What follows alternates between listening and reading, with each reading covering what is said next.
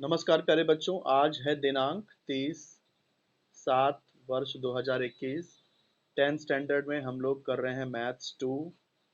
पहला चैप्टर समरूपता चल रहा है और जिसमें हम लोग कर रहे हैं प्रश्न संग्रह 1.4।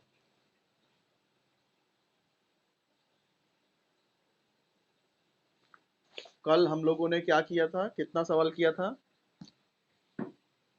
शायद 5 सवाल गए थे अपने। यस, हाँ 5 सवाल हो गए थे। छठवां सवाल शुरू करना है। क्या है? समबाहु त्रिभुज एबीसी और तथा त्रिभुज डीईएफ में ये एरिया ऑफ ट्रायंगल एबीसी और एरिया ऑफ ट्रायंगल डीईएफ दोनों का अनुपात 4:7 है। यहाँ ए बी, ये भुजा ए बी 4 दिया है तो भुजा डीई ज्ञात करना है। देखो जब भी यहाँ पर देखो एरिया का अनुपात दिया है और संगत भुजाओं के बारे में बात हो रही है। एक भुजा दिया है, दूसरी संगत भुजा ज्ञात करनी है। सिर्फ एक चीज की कमी है। क्या कमी है बता सकते हो? कल मैंने आपको बताया तीन चीजें आपको देखनी है।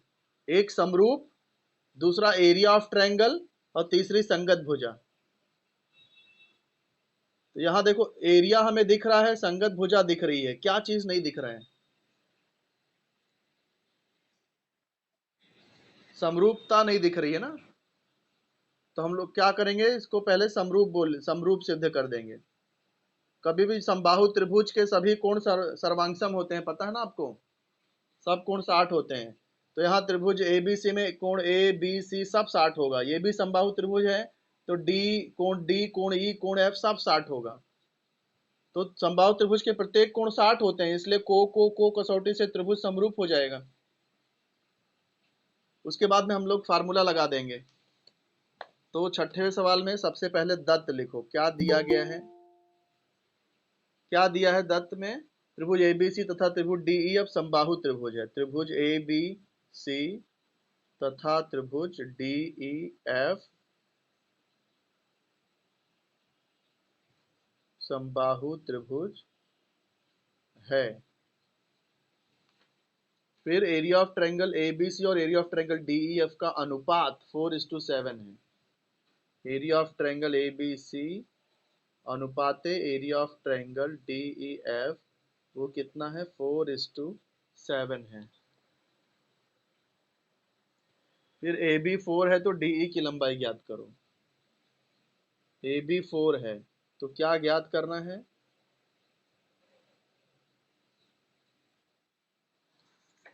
डीई ज्ञात करना है। डीई हमें ज्ञात करना है। तो अब शुरू करते हैं हल। सबसे पहले अपना काम क्या है? इसे समरूप सिद्ध कर देना। तो हम लोग लिख सकते हैं यहाँ पर कि त्रिभुज ए बी सी, इसके ऊपर ये लिख दो कि समबाहु त्रिभुज के प्रत्येक कोण का माप 60 अंश होता है। ठीक है। फिर इसके बाद ये लिखो त्रिभुज एबीसी तथा त्रिभुज डीईएफ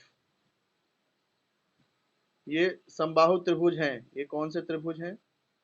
समबाहु त्रिभुज हैं। कैसे पता चला?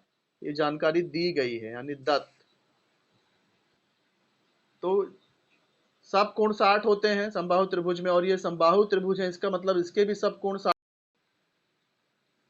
तो मैं बता रहा था समबाहु त्रिभुज के प्रत्येक कोण 60 होते हैं और ये दोनों त्रिभुज भी समबाहु त्रिभुज हैं, हमें दिया गया है। तो इसलिए हम लोग बोल सकते हैं कि त्रिभुज ए बी सी ये समरूप होगा त्रिभुज डी ई एफ के। कारण को को को कसौटी, तीनों त्रिभुज तीनों कोण सर्वांगसम होंगे। इसके तीनों कोण इसके तीनों कोण के सर्वांगसम होंगे क्योंकि सब 60 है। अब देखो जो कमी मैं बोल रहा था वो पूरी हो गई है ना। एरिया ऑफ ट्रायंगल दिया था, संगत भुजा दिया था, सिर्फ समरूप नहीं दिया था, वो हमने कर लिया है। तो अब हम लोग ये फार्मूला लगा सकते हैं जो मैंने आपको बताया था। Area of triangle A B C बटे area of triangle D E F. अब यहाँ तीन संगत भुजा है, लेकिन हम लोग कौन से लिखेंगे? जो हमें दिया है और ज्ञात करना है। तो ए बी दिया है, डीई ज्ञात करना है, तो ये ए बी और डीई यही हम लोग लिखेंगे। तो ए बी का स्क्वायर बटे डीई का स्क्वायर। इस फार्मूले का नाम क्या है? समरूप त्रिभुजों के क्षेत्रफलों का प्रमेय। समरूप त्रिभुजों के क्षेत्रफलों का प्रमेय।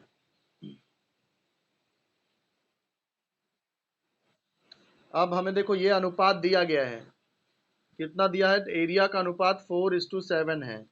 तो यहाँ हम लोग इसको 4/7 लिख सकते हैं। ए बी का मान कितना दिया है? ए बी हमें 4 दिया है। ए बी हमें 4 दिया है, तो ए बी की जगह पे 4 आ जाएगा, 4 स्क्वायर। डीई कितना दिया है?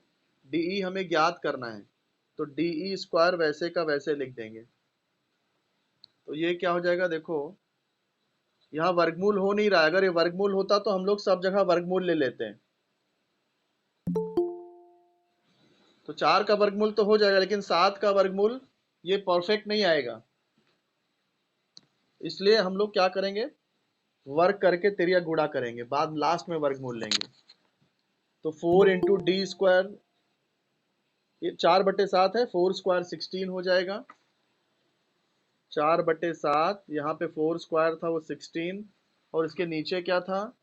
इसके नीचे था डीई स्क्वायर, तो इसके नीचे आ जाएगा डीई का स्क्वायर। अब तिरिया गुणा कर दो, 4 × डीई स्क्वायर, फिर 16 × 7। अब 4 यहाँ से हटा दो, तो डीई स्क्वायर क्या आ जाएगा? 16 × 7। ये जो 4 हमने हटाया है वो यहाँ भाग हो जाएगा, फिर 4 चौक 16। डीई स्क्वायर कितना आ गया? 4 सत्ते 28 आ जाएगा। अब यदि हम लोग वर्गमूल लेते हैं, वर्गमूल, तो ये डीई और ये करनी में 28, तो डीई करनी 28 यानी क्या? 4 सत्ते 28 होता है। 4 का वर्गमूल 2, और ये 7 का वर्गमूल परफेक्ट नहीं होता है, तो इसे √7 करना पड़ेगा। वैसे अगर यहाँ भी वर्गमूल करते तो भी आंसर हमें मिल जाता। कैसे मिल जाता है? 4 का वर्गमूल 2, 7 का वर्गमूल √7, 4 स्क्वायर है तो वर्गमूल 4, और डीई स्क्वायर का वर्गमूल डीई। फिर ये कैंसिल करेंगे, 2 × 2, 2 दूनी 4, तिरिया गुणा करेंगे, डीई 2√7। तो आप चाहे तो ऐसे करो, या फिर जैसे मैंने अभी आपको बताया वैसे करो, कोई भी तरीका ठीक है, वैसे ही करिए, चलेगा। ओके। तो फिर ये जो मैंने आपको एक्स्ट्रा बताया ये मत करिए, जाने दीजिए, कंफ्यूजन होगा। ठीक है, तो ये अपना कौन सा सवाल हो गया? छठा सवाल हो गया। 7वें सवाल पर बढ़े। ये आपका, अब ये है आपका एक्टिविटी टाइप है, बॉक्स है। आकृति 1.66 दी गई है, जिसमें पी क्यू समांतर डी है। पी क्यू जो है वो डी के समांतर है। फिर area of triangle P Q F 20 है। ये जो पूरा एरिया है, पूरा एरिया पी क्यू एफ वाला वो 20 है, उसका एरिया वर्ग इकाई। और पी एफ कितना है? 2 है, पी एफ 2 है। डीपी, अच्छा 2 DP है, पी एफ जो है वो 2 DP के बराबर है। पी एफ 2 DP के बराबर है। तो एरिया ऑफ चतुर्भुज DPQE, ये जो चतुर्भुज DPQE है, ये एरिया निकालने के लिए, यहाँ कुछ एक्टिविटी दी है, वो हमें लिखना है। पहला क्या है? देखो DF बराबर DP प्लस क्या होगा? DF का मतलब DP प्लस PF होगा ना, तो इसलिए यहां पर क्या आ जाएगा? PF आ जाएगा। अब देखो यहाँ PF को, DP को x माना है, और PF 2x। DP को क्या माना है? x माना है, तो DP की जगह पे x आ गया। हाँ, तो देखो PF यहाँ DP का मान x, PF का मान 2x, ये DP और PF का मान डाल दिया, तो x + 2x कितना आ गया? 3x आ गया। अब आगे क्या दिया? त्रिभुज FDE तथा त्रिभुज FPQ में, एफ डी ई कहाँ है? एफ डी ई, ये एफ डी ई बड़ा ट्रायंगल और एफ पी क्यू छोटा ट्रायंगल है। तो F D E, F D E यानी ये वाला कोण, इसका संगत कोण कौन सा है? यहाँ संगत कोण लिखा है। तो संगत कोण किसको बोलते हैं? जो एफ जैसा आकार बनाता है। तो डी के साथ कौन सा कोण एफ जैसा बना रहा है? यही कोण बनाएगा ना एफ जैसा। तो ये कौन सा कोण हुआ? ये कोण का नाम क्या बोलोगे आप? एफ पी क्यू ना? एफ पी क्यू बोलो या क्यू पी ई बोलो, पी बीच में आना चाहिए। तो ये हो गया एफ पी क्यू हो गया ये संगत कोण। फिर क्या ऐसे ही इधर देखो F E D, F E D मतलब ये कोण। तो ये कोण इसके संगत कोण के बराबर होगा, यानी एफ क्यू पी हो गया ये, F Q P, P F Q P संगत कोण हो गया। तो देखो पहले ट्रायंगल का दो कोण दूसरे ट्रायंगल के दो कोण के बराबर हो गया, इसलिए दो ट्रायंगल समरूप हो जाएंगे को कसौटी से। अब ये समरूप है तो इनके क्षेत्रफल का अनुपात इनके संगत भुजा के वर्ग के अनुपात के बराबर होगा। संगत भुजा कौन सी लेनी है? जो हमें यहाँ पर जिसके बारे में पता है। तो किसके बारे में पता है? एक तो ये डीएफ, डीएफ मालूम है, देखो डीएफ, देखो डीएफ पता है ना 3x, और एफपी, एफपी देखो 2x है। तो हम लोग क्या करेंगे? ये डीएफ का स्क्वायर, डीएफ का स्क्वायर और ये एफपी का स्क्वायर, एफपी या पीएफ लिखो तो भी चलेगा, ये आ जाएगा अंदर। अब डीएफ का मान कितना है? डीएफ अपना है 3x, तो 3x का स्क्वायर, पीएफ अपना 2x था तो 2x का स्क्वायर। यहाँ x x कैंसिल हो जाएगा, तो 3 का वर्ग 9, 2 का वर्ग 4। ठीक है। हाँ, अब आगे क्या दिया देखो, ये यहाँ पर ये एफ पी क्यू को इधर गुणा कर दिया, तिर्यक गुणा, F P Q right side में ले लिया, area of triangle F P Q right side में ले लिया। तो area of triangle F D E बराबर 9/4, और ये एफ पी क्यू राइट में आ गया। अब area of triangle F P Q हमें दिया है, देखो F area of triangle F Q P 20 दिया था, इसलिए यहाँ 20 का मान डाल दिया। तो कितना आ गया? 9/4 गुणे 20, 4 पंचे 20 होता है, 5 9 45। तो ये कितना आ गया? क्या area of triangle F D E, F D E बड़ा वाला ट्रायंगल का मान का एरिया कितना आ गया? 45 आ गया। समझे? अब हमें चतुर्भुज डीपी क्यू ई निकालना है। ये जो एरिया निकालना है कैसे मिलेगा? बड़े वाले ट्रायंगल में से छोटे वाले ट्रायंगल को अगर निकाल दें तो ये चतुर्भुज का ही एरिया मिलेगा ना। पूरे बड़े ट्रायंगल में से छोटा ट्रायंगल माइनस कर दो तो आपको यही चतुर्भुज का ही मिल जाएगा एरिया। तो इसलिए एरिया ऑफ चतुर्भुज डी पी क्यू ई क्या किया है? एरिया ऑफ बड़ा वाला ट्रायंगल यानी F D E minus area of छोटा ट्रायंगल यानी एफ पी क्यू।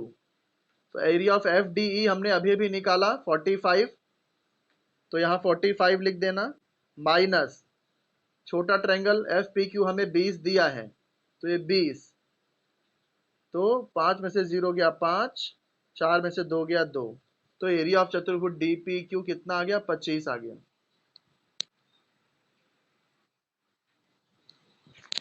तो ये 7वां सवाल भी हो गया अपना। इसी के साथ बेटा ये यहाँ पे आपका 1.4 खत्म होता है। तो इसमें जो अपना ये है, हाँ पोर्शन कुछ कट गया है, कम हो गया है। जो भी कट कम हुआ है वो इसमें किताब में कट का निशान लगा हुआ है, या फिर मैं आप लोग को एक वीडियो भेज दूंगा, वो वीडियो देखकर आपके पास तो ठीक है, वो वीडियो जब मुझे भेजो मैं ग्रुप में डाल दूंगा, आप लोग वो वीडियो देख के अपने किताब में निशान लगा देना जो जो कट किया है। ठीक है। ये जो जो जो जो परीक्षा में नहीं है वो मत करिएगा, प्रैक्टिस के लिए आप कर लेना, लेकिन परीक्षा के लिए वो मत करना। ठीक है। तो ये पूरा 1.4 आप लोग पूरा सॉल्व करिए। अब जो है कल अगर पढ़ाने को मिला, कल मंथ एंड है तो पता नहीं, तो कितने लोगों ने लेक्चर अटेंड किया है ये? 15 लोगों ने। ठीक है बेटा, तो आपका होमवर्क यही है कि पूरा 1.4 आप लोग फिर से अपने मन से करिए। और ये लेक्चर, ओके बेटा, ये लेक्चर यहीं पे स्टॉप कर रहा हूँ मैं, ठीक है? एक एक करके लेफ्ट हो जाइए सभी लोग।